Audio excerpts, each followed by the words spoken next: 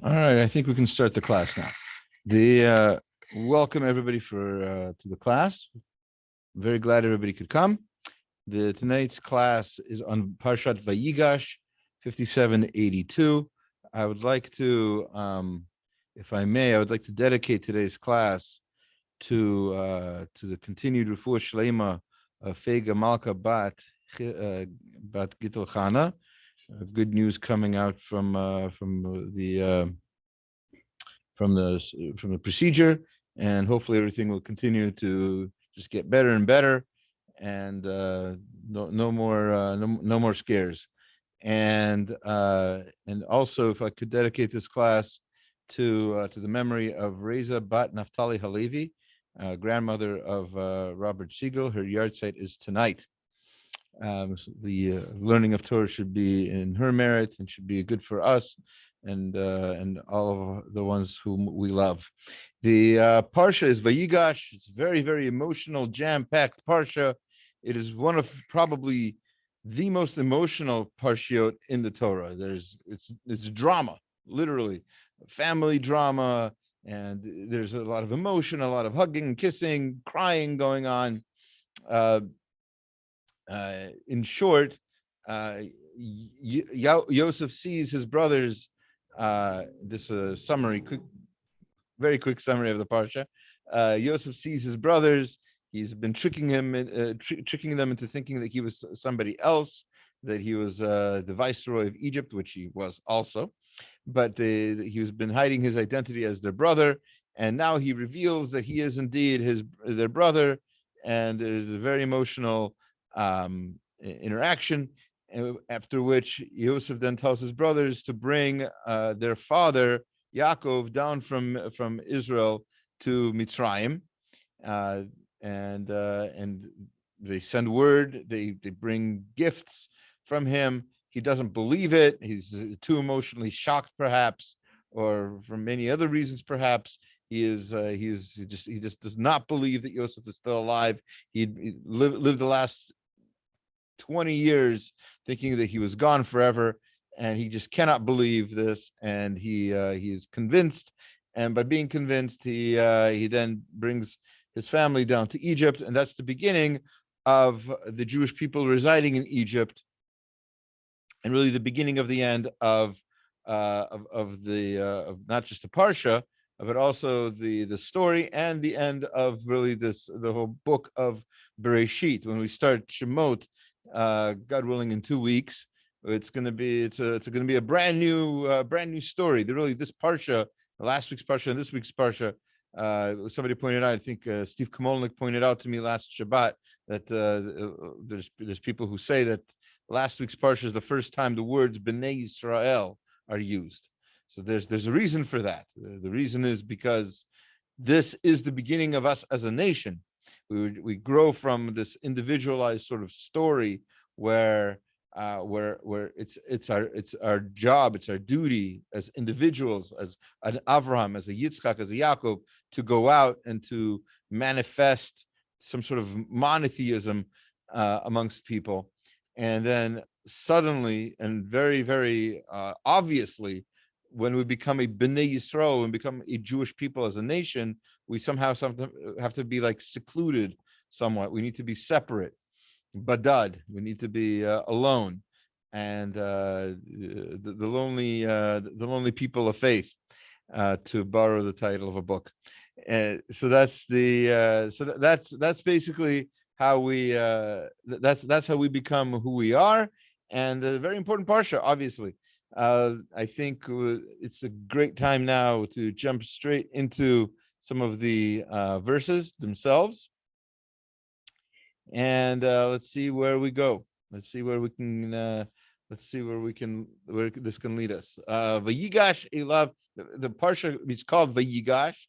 Vayigash means "and he approached." It's a very strange name for parsha, and usually we say that there's a theme to the title of the parsha, although just to be very, very clear, it's important to remember that the names that we give the parshiot have not always been their names, even though the parshiot are the separation of the parshiot as we know them has been established from perhaps Ezra HaSofer, but certainly by the Anshe Knesset Hagadola, by the men of the Great Assembly. Certainly by then we had a distinction of the different parshiot, but the names we give them, what we call them, aren't always the same. And you'll see this as you go through Rashi, Ramban. They have different names for different parshiot, or a more full name, for instance. So this parsha we call Vayigash, and it means and he went up, like he approached, which is usually sort of like approaching for war, as we'll see in a moment. Vayigash Yehuda. So this is Yehuda approaches Yosef after Yosef has accused the youngest brother Binyamin of thievery, and has told the brothers in the end of last week's parsha, sort of as a cliffhanger, he said, he stole my divining goblet, so he has to stay. He has to be my prisoner. And the other brothers, especially Yehuda, says, we can't let that happen. Take me instead. Don't do this to you, my poor father. So that's how last week's parsha ended. So now there's something else. There's some sort of continuation, and not only that, but it seems like a brand new conversation in some ways. But anyway, we'll probably get there's a lot of commentary on this, and we spoke about this. There's a lot to say on this verse. We've spoken about this verse in last year's class. You can look at the YouTube video for that. But and God willing, in future years we'll discuss it also. Vayigash elav Yehuda. Yehuda approached him. And he said, Bi Adoni yedaber na avdecha. I'm going to speak to you. Devar be'aznei, words into your ear. Adoni, my master. Ve'al yichar apcha be'avdecha. Don't, please, master, my master, don't be upset with your servant. Ki chamocha kefaro. Because to me, you are like Paro. So there's, like I said, a lot to say about this. First of all, what does it mean he's approaching him? He's been talking to him, as we said, since the end of last week's parsha. What does it mean he's approaching him? So there are a lot of different opinions on that, but let's say he's speaking to him a little more differently, and now he's speaking without the aid of an interpreter. So we've always said that usually when somebody's speaking to Yosef, they didn't know that he spoke their language, so they spoke Hebrew, and somebody interpreted from Hebrew into ancient Egyptian or whatever for Yosef. Who that was? There's comments that say it was Yosef's son, Menashe. Okay, so whatever it is, the interesting thing where Rashi really, and there's a lot to say on this Rashi, by the way. Maybe God willing, in maybe even next year we'll have we'll focus on this a little bit more. This particular Rashi has some important, how do you say this? Important fundamental ideas about Torah interpretation in it, as you'll see in a moment, because he says to him, Ki chamocha ki Paro. To me, you are like Paro. What does that mean? You are like Paro to me. It could mean a lot of things, and in fact, according to Rashi, it does. Let's look at the Rashi real quick. It says, the Rashi, by the way, this is the third Rashi on this verse. He says, Ki chamocha Paro, you are like to me, you are like Paro. Chashuvata be'enei kamelech. To me, in my eyes, you're like a king. So that's like a great thing, right? You're amazing to me. You're like a king. Zehu pshuto. Rashi says, this is the pashut pshat. That's a simple explanation. So he could have left it at that, but he doesn't. Midrasho, he says, the Midrash says, Sofcha lilkot alav bitzarad kemo shalakaparo al yedei zekenati sarah alayla achad sheikva. So you are like Paro to me. Could also, according to the Midrash, means you were just like Paro got Sarat for that one night when he took Sarah. Might be the same Paro we're talking about. We're not sure. Not going to get into the historical aspect of that. But whatever the Midrash says, that just like that Paro got Sarat, you too are able to get Sarat. This pshuto, this is where there's a lot to say about this, and I think next year we'll either go about it through the Emet Yaakov or from what the Lubavitcher Rebbe wrote about this. Either way, they pretty much wrote the same idea, that the pshuto In the Pshuto, he's saying, to me, you're like a king. You're amazing. And in the Midrash, it's like you're a nothing. You can get Sarah just like Paro. You're worth nothing to me. But that's not even. He's not even done. Devar Acher, another interpretation. Ma Paro as a gozer ve'eno mekayim. Just like Paro can make a decree and doesn't necessarily always fulfill it. Maftiach ve'eno oseh. Af atakein. You're just like him. You're basically a hypocrite. So he starts out, the Pashup shot is, you're amazing, you're the king. To me, in my eyes, you're like the king.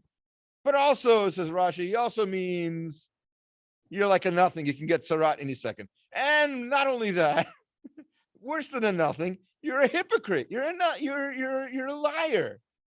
You told us, right? You told us to bring to bring our brother. We brought our brother. Now you're making him into this criminal. You're gonna attack him. You're gonna attack us. That's not how we do things.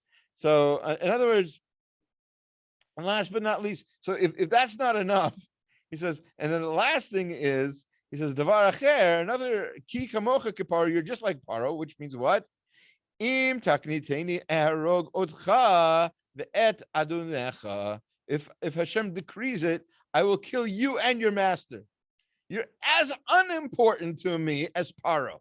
Paro can be killed by God if he decrees it, and if he decrees it,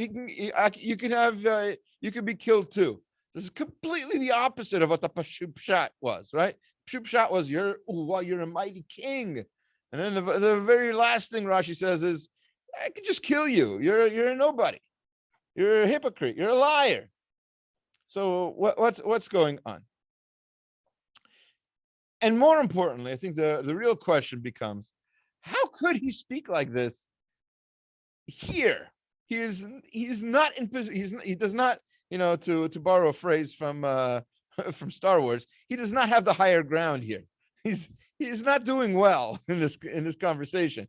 He and his brothers are all imprisoned, right? They're all probably being, there's probably bayonets, or not guns. They didn't have that kind of technology then, but there's probably knives being pointed at them. They're surrounded by an Egyptian army, right? They're weak and defenseless. They don't have any weapons or anything on them. Okay, they could be strong personally. There's Shimon and Levi among them. They slaughtered an entire town, but that town, of course, remember, was deserving of it, and also had just had a Brit Milah, so they were weakened. So this is not the case now of Mitzrayim. They're not in position to be negotiating angrily. What brought this upon Yehuda?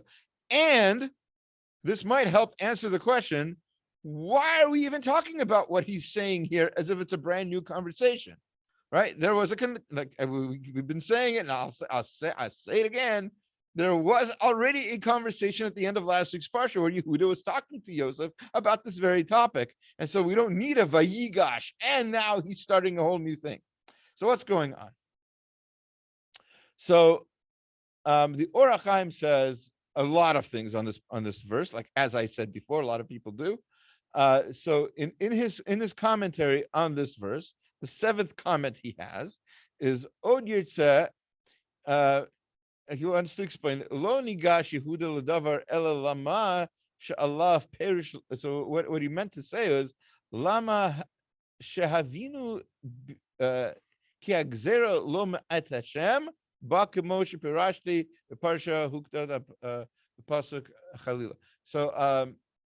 So over there, with regard to last week's parsha, the Or HaChaim said that what the brothers were feeling at this point, and it's pretty clear in the verse as well, is that all of this is part of justice.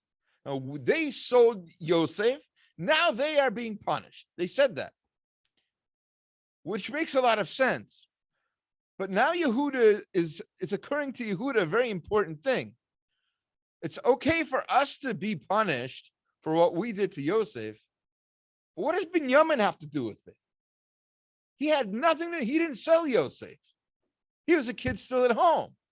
So if this bad thing is happening to Binyamin, then it's not that Yosef is the messenger of Hashem delivering his justice into the world, but on the exact opposite. Yosef is just an evil tyrant, and he's doing bad things, and so now I can speak with him angrily.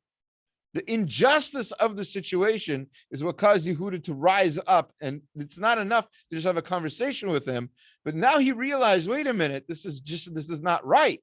Binyamin had nothing to do with it. We're not being punished by Hashem. Hashem doesn't use evil people to do good things. And if this is a good thing, if this is just us deserving getting our just desserts, this should not happen through such an evil person, and it certainly shouldn't happen to Binyamin, who had nothing at all to do with the crime that we did. So that's this beautiful approach of the Or HaChaim, to which Rav Shimon Schwab adds. He doesn't really mention he doesn't really mention here the Or HaChaim, but you'll see that what he says here has a lot to do with it.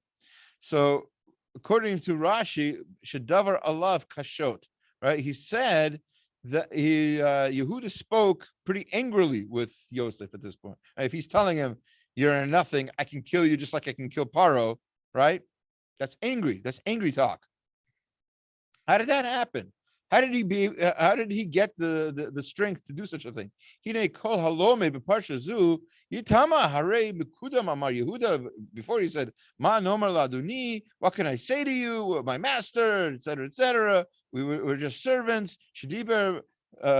He spoke nicely. He tried to calm Yosef down. Right now, what do we have? We have we're ready to kill him. So he says, "Shamati hatam memori v'Rabbi Rav Bloch Zechet Tzaddik Levracha." So he says, I heard from one of my Rebbeim, Rav Bloch, from Telz, Shezeh roim godel inyan kabbalat ha'achrayut. This is what you get when you really accept your responsibilities. Everybody has achrayut. Everybody has responsibilities in life. Sometimes you fulfill them. Sometimes you ignore them. This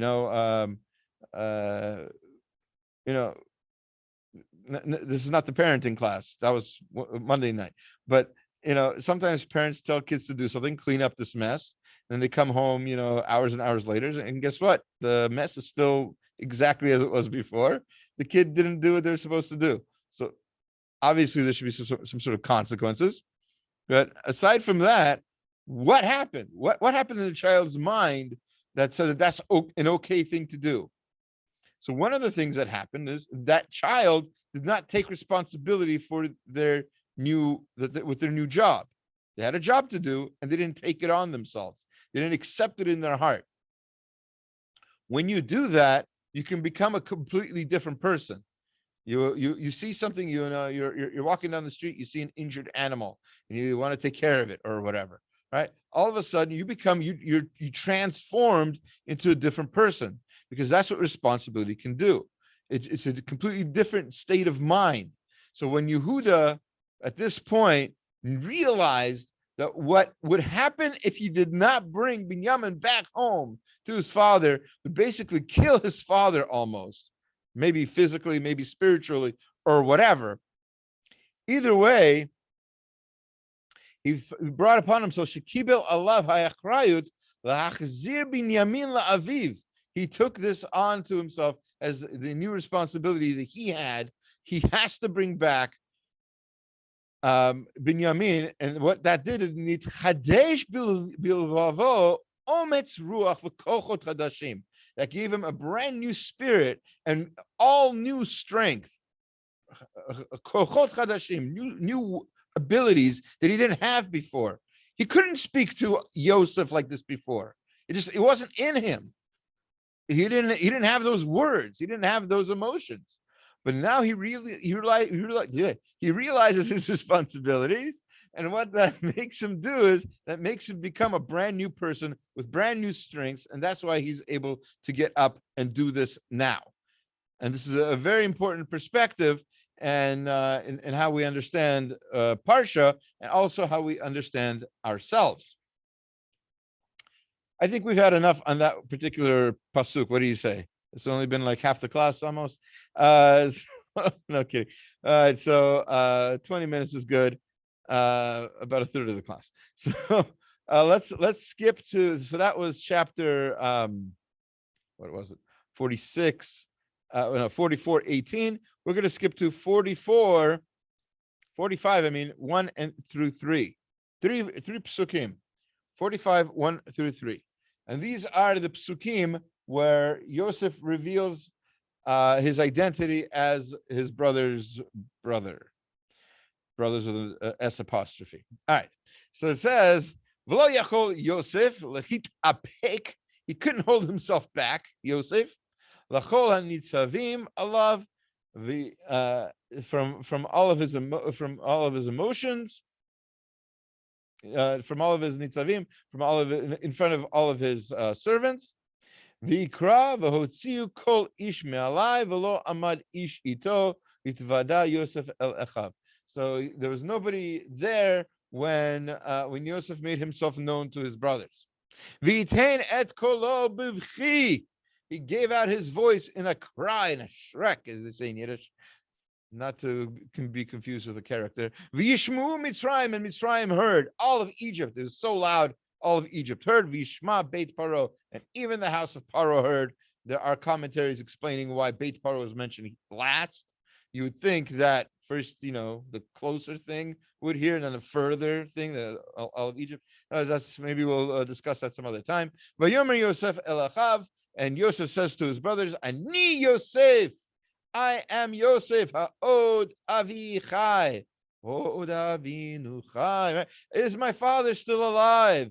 V'lo yachlu achav la'anot oto. His brothers are not able to answer him. Ki nivhalu mipanav. They were completely shocked, dumbfounded. They were unable to respond. And we spoke about this last year, and we can speak about it every year. There's a lot to say on this topic. I like to focus on a particular thing. The Midrash and the Gomorrah in Chagiga, Daf Daled Amud Bet, which we'll get into Daf Yomi in about a month or so, because we're almost done with Tanit. The end of this week we'll be done with Tanit, and or beginning of next week, and then the Megillah, and then Chagiga, and then we'll be done with Moed. Oh, there's Moed Katan. Okay. Anyway, either way, we're almost done with a very important seder in Gomorrah. So anyway, aside from all that, it says Rabbi Elazar ki mate lahai kra b'chei v'lo yachlu echav la'anot oto. So he was crying, and the brothers weren't able to answer him. And when Rabbi Elazar would learn this part, he himself would cry. Why? So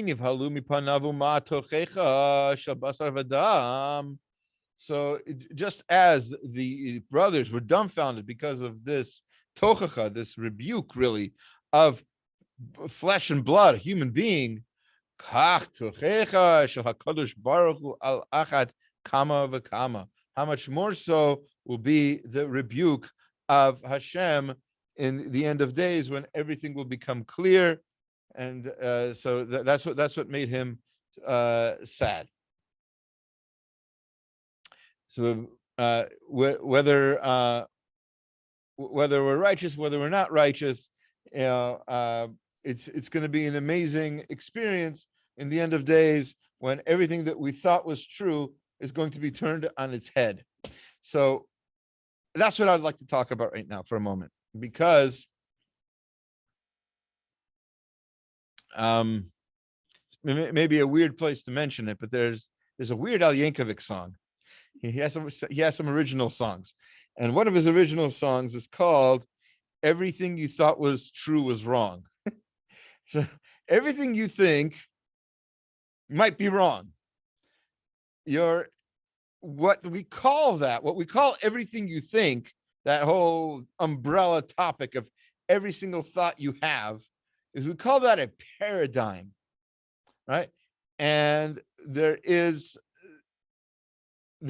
are times in our lives when we have a certain part of our paradigm that gets rocked, that gets completely shaken at its foundation, and we have a brand new thought about something that we didn't think was even possible before. It was completely out of the ball field, completely out of the realm of imagination for us. So for some of us, that's, for example, Judaism, right? We might have grown up not religious, and then suddenly certain truths began certain things we thought were true became rocked, and then we had to look for or investigate and find out what the truth is. For other people, it's all kinds of other topics, something you thought was true, and then you found out it was fake news, or you thought it was true, and then you read a book that showed you that that's not exactly what happened. People are always confused when if I talk with them about like in history, like the Cuban Missile Crisis, and I say, actually, the Cuban Missile Crisis wasn't a big deal. Like, what do you mean? You didn't live through it. You don't remember. We were this close to war. There was John F. Kennedy, and there was Brezhnev, and not Brezhnev. There's his name, Khrushchev, and the Russians wanted to put missiles into Cuba, and our president bravely made them turn around, and we avoided war. So yeah, first of all, yes, it's true, we avoided war. What's not true, what a lot of people don't know, is that there are already missiles in Cuba. This shipment that turned around wasn't the first shipment, and a lot of people don't know that, and this doesn't seem to have any effect on them because they don't know it. But once they know it, they're like, wait a minute, this whole situation that the news made seem like we were this close to World War III, we weren't really close to World War III. We were just trying to look tough and scaring people about something that was already going on. All right, anyway, so that's what happens in the world of politics all the time. Something we thought was obvious and true turns out to not be at all true. That kind of thing happens. History, politics, that kind of thing happens. Math, that happens a lot less frequently. Obviously, math has certain rules, and you can't really break them. You can't. No one's going to come up to me tomorrow and say, that whole thing about 1 + 1 = 2. That's all a lie. It's really 3. I'm not gonna believe that. There would be, I don't know how you'd be able to even prove that. It just doesn't make sense. So one thing that changes very often, and we don't give it enough credit, is science. Science has paradigms too. I'm going to read you a quote from a book on the history of science that I have called Ubiquity by Mark Buchanan. It's I'm just gonna, there's a little quote I took from a few of his pages put together. He's page 188 if you want to look it up. Science is very conservative since it does not question the good ideas of any paradigm, but it takes it on faith that the accepted view of the nature of things holds the key to understanding almost everything. Let me explain that into normal English. What he says is, scientists don't change so easily. Now, this might be a surprise to you because you're thinking, they're scientists, they're thinking people. They'd be very happy and very willing to change something. That's what theories are, right? You have the theory of evolution, the theory of magnetism, and that's going to change things, right? The answer is, it might if people accept it, but usually the most reluctant people to accept a new theory are people who are living in the paradigm of the old theory. This is what we think is real. You're coming up with your new, you're coming up with your new ideas about quantum mechanics or Einstein, this, that. That's challenging everything I believe. I don't know what I believe anymore. I don't know what science is. I don't know what gravity is anymore. You changed everything. You pulled the rug out from under my feet. That's called a paradigm shift. And the people who are most reluctant to make these paradigm shifts are usually scientists. And there's obviously a reason for that. And that is that they've dedicated their life's work to proving a certain thing that now doesn't mean anything anymore. Nobody wants to do that. That's a human thing. So that's why For example, when the theory of plate tectonics came out, and I'm not saying yay or nay about the theory of plate tectonics. Anybody? I'm assuming you guys know what I'm talking about. It's a theory that there's earthquakes because there's underground plates in the bottom of way, way, way below the ocean, and they move around and they hit each other and they create mountains and earthquakes and fault lines and all that stuff. So that theory, when it was first brought up, had almost no evidence. By the way, we can't really dig down deep enough to the bottom of any of these plates. But when this theory was first suggested, the people who fought the most against it were the establishment, were the scientists who didn't believe that yet, right? It took years and years. I forgot who came up with that theory. I could probably look it up. You could probably look it up. So whoever it was, it took years. It took years for Copernicus to convince other scientists. It took years for Einstein to convince other scientists. They're the ones who fought the most against these new theories because it challenged everything they believe, which is a very, very important thing for you to know about science. I'm not downplaying science, but it's important for you to know that science is based on assumptions. Science, and they prove these assumptions. They have their paradigms, and they prove them, and they're very well established, and they believe them very much. It's going to be very hard to convince them of something that goes against science. So, for example, science believes, I'll put that in quotation marks in case you don't see the video. Science believes that the world is several billion years old, trillion maybe even, I don't know anymore. Whatever it is. And to prove them wrong is not going to be easy. We believe, the Torah believes, that the world, at least humanity, is 5,782 years old. There are even people who believe that's the age of the entire world and even the entire universe. Why do scientists believe it's older? It's worth a discussion. It's obviously it's a big can of worms, but an evolved can of worms, but still a can of worms. So, but the point is that all of these theories that came up, and even our theory, isn't disproven. It goes against the paradigm, which is why there's so much conflict between Torah and science. It's not because one is right and one is wrong. It's because there are two different paradigms that are meeting up against each other, and they're butting heads. And there's not going to be always an easy way to ease the tension, to calm down that fault line. So that's an important thing for you to know about what this pasuk means. This pasuk, the way that the Gomorrah and the way the Midrash understands it, is that this is the pasuk that shows you how unbelievably awestruck, how dumbfounded we'll all be when we find out that our foundational paradigm is worthless and doesn't mean anything. So what that means for us in the end of days, I don't know. I don't know which ones of our paradigms we believe in so much that it's actually not even true. But H-Shem is going to show us in the end of time just how little we understand about the workings of the world. All right, let's skip a few verses. We're on 46:1. So I'd like to focus the rest of the class, if I may, towards the end of the parsha. We spent a lot of time in the beginning of the parsha in last year's class, which you can see on YouTube. I'd like to focus quite a bit more today on what happens after Yosef reveals his identity. So let's do that. So he sends for his father. His father doesn't believe that it's Yosef. Eventually he does. That's the whole story about the agalot, and that's the wagons, which reminded Yaakov. So Yosef was trying to remind Yaakov of the Torah they had just finished learning about when they last learned together.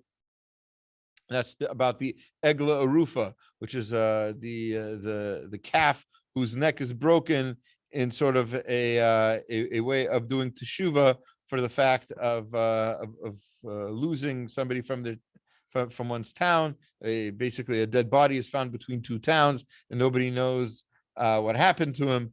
And the elders of the closest town are basically saying it should have been our responsibility to escort this person, so this would not have happened. That's the last Torah they learned, and that's supposed to. There's a lot more to say on that, maybe for next year. But right now, Vayisai Yisrael. Yisrael. This is another name for Yaakov. He leaves. Visa. He's traveling. He took everything that was with him, all of his belongings. V'yavo be'era sheva. He went to Be'er Sheva. V'yizbach zevachim, and there he gave zevachim. He gave sacrifices le'elokei aviv Yitzchak, to the God of his father Yitzchak. So there's a lot to say on this verse as well, but I'd like to focus your attention on the fact that the sacrifices he gave are called zevachim. And Rav Hirsch has quite a bit to say about that. So they traveled southward and reached the city close to the border, Beersheba, which was sanctified by the memory of his father. There he offered zevachim. We do not find, says Rav Hirsch, elsewhere that our patriarchs offered zevachim. Like all the other descendants of Noach, they offered only olot, which are complete offerings that go completely up to the heavens.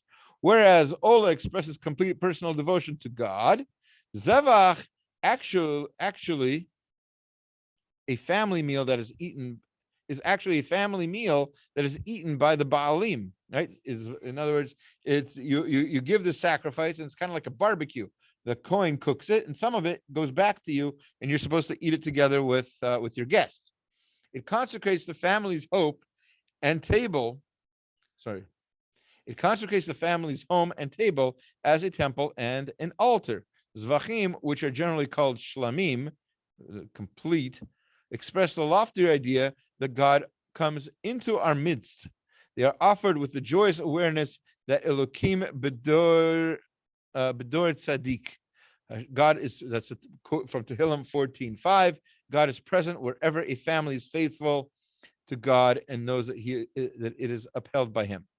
That is why Korban Shlamim, the peace offering of a family life blessed by God, is a distinctly Jewish offering. The idea of being absorbed in God, being devoted to God, dawns only on non-Jewish minds. But the idea that everyday life can become so thoroughly pervaded by the Spirit of God that one can eat and drink, and while doing so, behold God. The idea that all our family rooms become temples, our tables, altars, and our young men and women, priests and priestesses, this spiritualization of everyday private life is a unique contribution of Judaism. Yaakov Yisrael at this time did not offer olot, but zevachim. Why? Because now, for the first time, Yaakov felt happy, joyous, and complete, shalem, within the circle of his family. With this awareness, with this feeling, he brought a family offering to God, and with this feeling, he brought his offering not to Elokim in general, but to Elokei Aviv Yitzchak. Again, he's realizing the importance of his family, that it is his family that can witness and that can experience spirituality, not some priest somewhere in some mountain in Nepal or whatever. We're talking about here in your home, in your dwelling place. That's where you can experience spirituality. That's why he offers specifically zevachim, which is an offering that is supposed to be eaten by the family, because eating, it can also be a spiritual activity. We continue, and we're going to see Rav Hirsch again on the next few verses. 46 again. 46, that was 46:1. This is 46:2 through 4. Vayomer Elokim liYisrael. So he gave these zevachim, and immediately God speaks to him. But b'marot halayla, in night visions. Vayomer Yaakov, Yaakov. Vayomer hineni. Says Yaakov, Yaakov. And Yaakov responds, here I am. Vayomer, H-Shem says to him, Anochi hakel elokei avicha. I am God, the God of your father. Al tira merda mitzrayma. Don't be afraid of going down to Egypt. Ki legoy gadol asimcha sham. I will make you into a great nation there. Anochi ered imcha. I will go down with you, Mitzrayma. I will go down with you to Egypt. V'anochi elcha gam alo v'Yosef asit yado al einecha. So, and I will bring you also. I will bring you back, and I'll take you back to Israel. And Yosef's hand is going to close your eyes. He will you will die in his presence, or thereabouts. Says Rav Hirsch. A few things to ask on this verse. Why is he talking about not fearing? Okay. Why is he talking about not fearing going down to Egypt? Was Yaakov afraid? He was looking forward to it. He's going to see his son again. So God said, do not fear to go down to Egypt. Yet Yaakov had set out for Egypt in a joyous mood. It must be then that these words from God to Yaakov were preceded by something that troubled his spirit and filled his heart with anxiety, so that he was in need of some sort of reassurance. What was it that had changed Yaakov's mood from joy to apprehension? The answer lies in verse 2. What does it say in verse 2? That the revelation itself is described as marot halayla, visions of the night, which always reflect a serious mood. And God addresses the patriarch as Yaakov, Yaakov, not as Israel. Thus, Yaakov is apprised of the grave import of his descent to Egypt. He realizes that this is not just a trip. He's not just going for a little while. He's not going on vacation to Egypt. He's not going to just take pictures of the Nile or something. He is actually, this is an important historical event that's going to affect Judaism forever. And that's scary, right? It's one thing for you to know, this is kind of like a big day for me. I'm taking a test or this or that. No, this test I'm taking today is going to affect the rest of my life for sure, right? So that's a big change. So that's what God is addressing. Hashem is saying, don't be worried now at this point.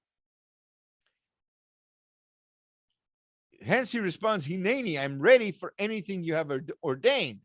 To this, God replies, do not fear. I am the God to whom you have just made your joyous family offering. I'm that same God. You just said how you realize that I'm in your family. I'm part of your family. It's true. This journey also will ultimately bring in its wake joy and greatness.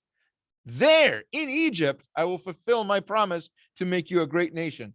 I myself will accompany you and your whole family down to Egypt, and after you have become a great nation, I will bring you back up again. As for you personally, you will never lose Yosef again. That's what he's saying here. It's a beautiful promise, and it fits in perfectly with the wording and why this needed to be said. And it's an important lesson for all of us. We have obviously events in our lives, and we need to know that Hashem is with us. And in particular, Hashem is with us, he wants us to do the right thing. So even when we're not really sure, is this the right thing? Is this a bad thing? Is this minor, major? Hashem will make it clear to us. Okay, now we're going to get into one of the more popular yeshivish discussions in this week's Parsha. It's a common discussion. We even mentioned it a little bit, or maybe even a lot. I don't remember now. In last year on this parsha, it says Vayomer Yosef merkavto. V'yesor Yosef merkavto. Yosef ordered his chariot. V'yal, he got up on it. Likrat Yisrael, to see his father Israel. Aviv Goshna, he went to Goshen to see his father. V'yera elav, and he saw him. V'yapol al tzvaram, he fell on his neck. V'yef, and he cried al tzvarav od, and he cried a lot on his neck. So many of the commentaries point out, let's start with Rashi. V'yev kal tzvarav od lashon harabot b'chia v'chein ki lo al ish yasim od lashon ribuy, who is he just crying and crying. Eno sam alav alilot nosafot al chatav afal kan harber Yosef b'chi yoter al ragul. Aval, here's the important thing. Yaakov lo nafal al tzvarei Yosef v'lo nishako. But Yaakov didn't fall on Yosef's neck and didn't kiss him. What's going on? Almost every time when we have somebody falling on somebody else's neck and kissing, it says the other person was doing the same thing back. Look at Yaakov and Esav even. What's happening? Why isn't Yaakov kissing his son? A lot of people ask this question, and there's a ton of answers. Rashi's answer, Rashi brings up the question, makes it actually a little bit stronger, as you'll see in a moment. Bamru Rabotenu, our rabbis say, why? Shahaya Kore et Shema. He was reading the Shema. Yaakov was busy saying the Shema. The problem with that answer, and the Ktav Sofer is who we're going to look at first. Also, we'll hopefully look at the Uznaim LaTorah on this issue as well. The question begs to be asked, if Yaakov is saying Shema, why is he saying Shema now? And whatever your answer is about why he's saying Shema now, why isn't Yosef saying Shema? Let's forget about the question for a moment of what is Shema, because the words Shema Yisrael, Hashem Elokeinu, Hashem Echad are words that are told to Yaakov in next week's parsha, according to the Midrash. So even the words Shema don't exist yet, unless somehow he knew them. So let's push that question to the side for now. Push it aside on Zoom very easily. So let's not think about that question. The main question we have to consider, and this is what all of the commentators want to know, why isn't Yosef saying Shema if Yaakov has to say Shema? So for example, let me give you some answers. If you want to tell me, I'm just going to make the question better here for a second. If you're going to tell me that Yaakov has to say Shema now because Yaakov is so religious, he wants to say Shema at the earliest possible opportunity, are you telling me Yosef isn't so religious that he doesn't want to do the same thing? Okay, so let's say, so it's not the earliest possible opportunity. Maybe it's the latest possible opportunity. So why is Yaakov waiting for the last opportunity to say Shema? And if Yosef already said it, okay, I understand he said it because he's supposed to say it earlier. Why is Yaakov saying it at the latest possible opportunity? So some people want to say, a lot of commentaries explain he was waiting for the last moment to say Shema because he wanted to say Shema while seeing his son. Well, if he wants to do that, why doesn't Yosef want to do that? Why doesn't he want to say Shema when he's so full of joy at seeing his father? A lot of answers. Great question. Sometimes the question is better than the answer, but we'll see some of the answers right now. So we're going to start with the Ktav Sofer. Ktav Sofer, son of the Chatam Sofer, the Rebbe of Chaim Yosef Sonnenfeld, who was the chief rabbi of Jerusalem back about 100 years ago. So Ktav Sofer writes, he quotes this Rashi that he was saying Shema. We have to explain Lama lo kara kriya Shema lefanav or la'acharav kimo Yosef. Why didn't he say it earlier or later, like Yosef's obviously doing? Right? Yosef's not saying Shema now. Shebavadai kara kriya Shema lefanav or acharav. He either said it before, if he could have said it before, he said it before. If he could say it later, he's going to say it later. He has to say Shema. If there's a mitzvah to say Shema, he's saying Shema, right? Unless he's not saying Shema because it's Mitzrayim. If he's not saying, then why is Yaakov saying Shema? All right, a lot of questions. I can keep going. All right, so the Ktav Sofer says, "Liyot ki mitzinu she kibed Yaakov et Yosef b'chavod melech." Wow. Yaakov is giving Yosef the respect due to a king. The Amru v'ishtachu Yisrael al rosh hamita. As we'll see in next week's parsha, where it says that the Yisrael, Yaakov, bowed down to the head of the bed, his sick bed. So it's as if he's bowing down to the king. It's Gomorrah Megillah. So just as hine ma shemekabdim melech hu mipnei shehu nivchar me'et Hashem v'chelek lo michvodo. So because of his honor for Yosef, Yaakov is treating his son like he's the king.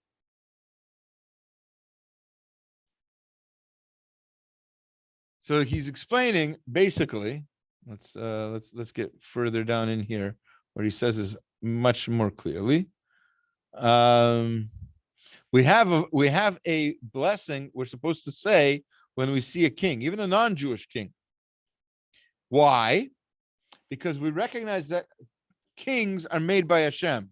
All kings are in the hands of H-Shem, we say. And so for that reason, since H-Shem is giving honor to this person of flesh and blood, so too we have to give honor to this person of flesh and blood. And so he continues, he has a second answer as well, but before we probably won't get to that right now. The point is that because he respected him so much, what he was saying when he was saying Kriya Shema wasn't just Shema Yisrael. He was also saying, I'm giving you honor, I'm recognizing your greatness by this prayer that I'm saying. And that's what he was doing. And that's why it's particular of Yaakov that he was doing this, because Yosef did not have a reason to do that.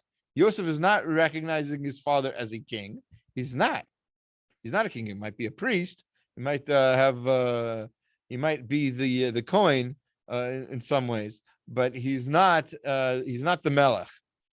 The Melech is Yosef. He's the viceroy, and so he has to get this kind of honor, which is why Yaakov is still saying Shema at that point. Says Rav Zalman Saratsky in his Naim LeTorah, completely different way to look at this. This is one of the beautiful things about Torah. Neither of these approaches are necessarily wrong, even though they're different. Right? So that's really what we that Rashi would have been a good place to talk about that earlier with all those different midrashim about how Yehuda felt about Yosef at that point. So first he quotes again. So first he quotes just like everybody else. He's going to quote that Rashi, as I said, right? Says Rashi said he was Koreh et Shema. Lama dafka ba'oto rega kriya Shema. Why specifically at that time? Kishad Adam eno betuach. If somebody's not certain about something, says the Gomorrah in Brachot, we talked about this before. Sheyinsach et Yetzer Hara. If he has the Yetzer Hara attacking him, what should he do? Yasok b'Torah. He should learn Torah. And if that doesn't work, im adayin, fine. If that doesn't work, Yikra Kriya Shema. Supposed to read Shema. Im gam zeh lo hoil. If this doesn't work, yeskir lo yom hamita. Then you should think about the day of death. What he says is using this Gomorrah, Yared Yaakov leMitzrayim betama, because he knew that Mitzrayim was full of Tuma, is an evil place. Yira Hayama Od, he was very afraid. Pen Yitgara Bo Yetzer Hara, he was worried that the Yetzer Hara was going to attack him. The Achaz Bechol HaShalosh Trufot. So he used all three of these preparations as a way to avoid the Yetzer Hara. So that's why, for instance, Chazal tell us he sent Yehuda ahead of him to build a yeshiva, right? Because a yeshiva is a place to learn Torah. So start with Torah. Now if that doesn't work, he'll say Shema. That's what he does. First thing he does when he goes into Egypt is he's saying Shema. But even that's not enough. So he even says later on, I don't have the verse here in front of me, but in 46:30 he says, "Now I can die." What does that mean? So he's even using that third little hint to life of advice about life, that you can think about the day of death, and that will help you avoid being attacked by the Yetzer Hara. So that's there's two different ways to look at this. Either like the Ketav Sofer, we can say that Yaakov is sort of honoring Yosef, and that's why he's saying Shema. And another answer we can say is is he's saying Shema because he's so afraid, he's so concerned about the Yetzer Hara attacking him, that he's doing every single possible trick up the sleeve of the Gomorrah in Brachot 5 to avoid the Yetzer Hara, and one of them is to say Shema. And he does the other two pieces of advice as well. All right, we're almost done with the class. We have one very important comment to make. Beautiful comment, especially in light of something I read online recently in a non-religious Jewish context. Somebody was very upset about this parsha, that look, you have Yosef, and he's setting up the Egyptian people to hate the Jews. Because what happens? All of the Egyptians are taxed, and they become basically serfs to Paro, and they have to, and they will obviously be upset with the Jews that they see, who are not taxed, and they are in fact treated very well. They get everything they like for free, kind of like how you hear very often, like nowadays you hear Americans complaining about illegal immigrants getting certain benefits. Like, they're getting these benefits. What about us? We've been here, we're working here, and my grandparents started this country, all that stuff. So that kind of attitude is something that this person online was saying Yosef really caused for the Egyptians to have against the Jews. And maybe that's based on some sort of commentary. I don't know. But that's okay, because I'm going to show you a beautiful Sforno right now that blows that out of the water. Sforno 47, first of all, the Pasuk 47:12.